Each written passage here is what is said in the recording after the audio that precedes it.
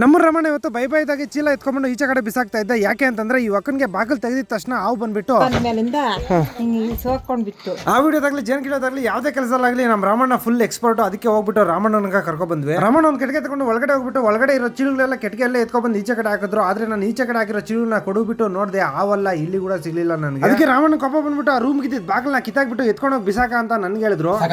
ಪಕ್ಕ ತಲೆ 100% ನೋಡಿದ್ದೀನಿ. ಎಷ್ಟೇ ಹುಡ್ಕಿದ್ರು ಹಾವು ಮಾತ್ರ ಸಿಗ್ಲಿಲ್ಲ. ಅದಕ್ಕೆ ರಾಮಣ್ಣ ಗಡರಿ ತಗೊಂಡು ಹಾವೆಲ್ಲೋಗಿತ್ತು, ಅಲ್ಲೇ ಒಲೆ ಇತ್ತು, ಆ ಒಲೆನೆಲ್ಲ ನೀಟಾಗಿ ಅಗ್ದಾಕಿದ್ರು. ಎಷ್ಟು ಒಲೆ ಪೂರ್ತಿ ಅಗ್ದಾಕಿದ್ರು ಹಾವು ಮಾತ್ರ ಸಿಗ್ಲಿಲ್ಲ. ರಾಮಣ್ಣ ಯಾವ್ದೋ ಬಕ್ಕೆಯಲ್ಲಿ ಹೊರಟೋಗಿ ಸೇರ್ಕೊಬಿಟ್ಟೈತೆ. ನಡೆಯೋದು ಇನ್ನು ವಾಪಸ್ ಬರಲ್ಲ ಅಂತ ಹೇಳ್ಬಿಟ್ಟು ರಾಮಣ್ಣ ಅವ್ರ ಮನೆ ಕಡೆ ಹೋದ್ರು. ನಾನು ಸಾಯಂಕಾಲ ಕಸ ಎತ್ಕೊಂಡು ನಾನು ತಿಪ್ಪೆ ಕಡೆ ಬಂದ್ರೆ ಈ ಜೋಳದ ಮಿಷಿನ್ ಕೂಡ ಬಂತು. ಬರ್ಬೇಕಾದ್ರೆ ನಾನು ತಿಪ್ಪೆ ಹತ್ರ ಈ ಜಾಳಿ ತುಂಡನ್ನು ತೆಗೆಸ್ಕೊಂಡು ಕೆಳಗಡೆ ರೇಕ್ ಕೂಡ ಬೆಂಡ್ ಆಗಿತ್ತು. ಆದ್ರೆ ಮೇಲೆ ಡ್ರೈವಿಂಗ್ ಮಾಡ್ತಾ ಇದ್ರು. ಡ್ರೈವಿಂಗ್ ಅಣ್ಣನ್ಗೆ ಇದು ಗೊತ್ತಾಗಿಲ್ಲ. ಅಣ್ಣನ್ಗೆ ನಾವ್ ಹೇಳ್ತಾ ಇದ್ವಿ ಬುಡುಮು ತಮಿಳ ಅವಣ್ಣ ಇನ್ನೇನ್ ಮಾಡಕ್ಕಾಗಲ್ಲ ಅಂತ ಸ್ವಾನರ್ ತಗೊಂಡು ಅದನ್ನೆಲ್ಲ ಬಿಚ್ಚಿ ರೆಡಿ ಮಾಡ್ತಾ ಇದ್ರೆ. ಈ ಕಡೆ ನಮ್ಮ ಪೆಪ್ಸಿ ಐಸ್ ಕೂಡ ಬಂದ್ಬಿಟ್ಟು ಈ ಬೆಳೆ ಸಖತ್ತಾಗಿ ಬರ್ತಾ ಇದೆ ಅಂತ ಹೇಳಿದ್ರು. ಅಪ್ನೋರ್ ಕಾಲದಾಗಿಂದ ಒಳ್ಳೆ ಬೆಳೆನಪ್ಪ ಇದು.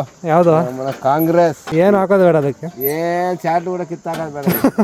ಈ ಕಡೆ ತಿರುಗಿದ್ರೆ ಅವಣ್ಣ ರೇಕೆಲ್ಲ ಬಿಚ್ಚಾಕ್ಬಿಟ್ಟು ಸುದ್ದಿ ತಗೊಂಡು ಮಡಗಿರೋ ರೇಕ್ನೆಲ್ಲ ನೆಟ್ಟಿಗೆ ಮಾಡ್ಕೊಂತ ಇದ್ರು. ಇದನ್ನೆಲ್ಲ ನೋಡ್ಕೊಂಡು ಮನೆ ಕಡೆ ಬಂದು ಸಾಯಂಕಾಲ ಅಸೆಂಬ್ಲಿ ಮೀಟಿಂಗ್ ಹತ್ರ ಬಂದ್ರೆ ಅವಶ್ಯಕನ ಪರಂಗಿ ಕೈತಿಂದ ಹಚ್ಚುತ್ತಾ ಇದ್ರು. ಯಾವ್ದಾರ ಹಚ್ಬೇಕಣ ಅಶೋಕನ ಮ್ಯಾಲಿಂದ ನಿಲ್ಸ್ಬಿಟ್ಟು ಕೆಳಗಡೆ ತಗೊಂಡು ಜೋರೋದು. ನಮ್ಮಣ್ಣ ಹಿಂಗೆ ಜಿಬೇಕು ಸುಮ್ಮನೆ ತಿನ್ನಕ್ಕೆ ಹೆಂಗೆ ಅಲ್ಲ ಇದ್ರಾಗ ಹೊರಟೋಗಿದ್ರೆ ಯಾ ತಿನ್ನೋದು ನಾವು ತಿನ್ ನೋಡ್ರ ಹಂಗೆ ನಮ್ಮ ರಸಗುಲ್ಲ ಇದ್ದಂಗೆ ಕುಂಡ್ಗಿರೋ ಕಾಯಿನ ಕೋಲೆ ಮಾಡಕ್ಕೆ ಪರಂಗಿ ಹಣ್ಣು ತಿನ್ಬಿಟ್ಟು ಸ್ವಲ್ಪ ಮಾತುಗಳಲ್ಲಿ ಸೀದಾ ಮನೆ ಕಡೆ ಬಂದೆ ಅಂದಂಗೆ ಇವತ್ತು ಇಷ್ಟೇ.